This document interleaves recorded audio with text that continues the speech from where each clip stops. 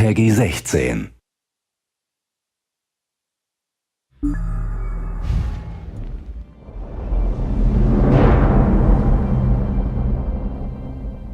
My name is Nick Conkle, and I'm lead gameplay designer for the Elder Scrolls Online. Elder Scrolls games have always had very open-ended progression systems, and this one's no different. There's a huge number of choices, and you can choose to focus on one or spread yourself amongst all of them. And of course, if you spend enough time, you can eventually master them all. So let's start with the very basics.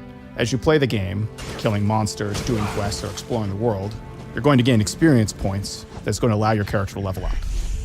It isn't just leveling up that gives you skill points. You can also get them by finding special shards in the world called sky shards, or by doing special quests along the main path. When you do level up, you get a point to spend in an attribute and a point to spend in a skill. Attribute points increase the three basic resource pools in the game: health, magicka, and stamina. Health is drained when you take damage in combat, magicka when you cast spells, and stamina when you sprint or use weapon abilities. Attributes are how you define your character in broad terms. Do I want to be really survivable? Do I want to be a mage caster person? Or do I want to be a physical in-your-face type attacker?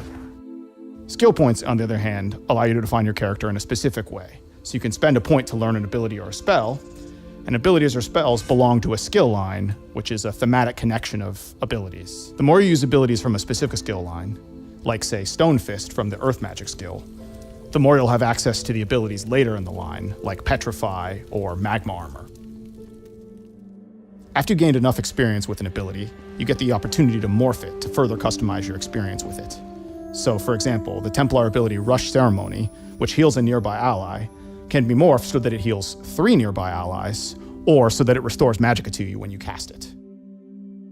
After you've advanced far enough in a skill line, you gain access to ultimate abilities, which are some of the most powerful abilities in the game. Things like Dragon Leap on the Dragon Knight, or Overload on the Sorcerer, or Nova on the Templar. Ultimate abilities work a little differently from the rest of the abilities in the game. They don't consume magicka or stamina. Instead, you have to build up for the opportunity to use them, and then when you do, you can have a devastating effect on the battlefield. So we've been talking a lot about spells that you can use in combat, which we call active abilities. But you can also spend your skill points on passive abilities.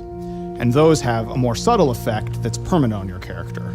So it can be things like increase the damage you cause with fire spells, or something like where your lightning magic will have a chance to cause the target to disintegrate instantly and turn into a pile of ash. There are 2 decisions you make at character creation that will affect the skill lines you have as you progress your character further. Your race, which gives you a set of abilities that helps define the identity of that choice, and your class, which actually gives you 3 unique skill lines that follow a general theme without actually forcing you into a specific role. Your class and race skills only represent a fraction of what's possible to get in the game, though. There's a whole set of general skills that are available to anyone who plays the game. A good example of this is the weapon and armor skills, which every character starts the game with, and anyone can take the time to learn and master. So no matter what class or race I picked, if I pick up a sword and shield, I can start getting stronger with that weapon. Or, alternatively, if I want to wear light armor and use a staff, I can become a good mage. You can also find entirely new skill lines for your character by playing the game and exploring the world. This ranges from relatively easy things to do, like join the Mages Guild or join the Fighters Guild, or by finding out in the world the opportunity to become a werewolf or a vampire. Getting one of these new skill lines gives you the opportunity to get special abilities that wouldn't be available to your character otherwise. We've really only scratched the surface of all the different combinations of builds and abilities that players have been making using this progression system, and that's what you'd expect in an Elder Scrolls game. It's all about player choice. You can build the character the way you want to, and we can't wait to see what you guys come up with.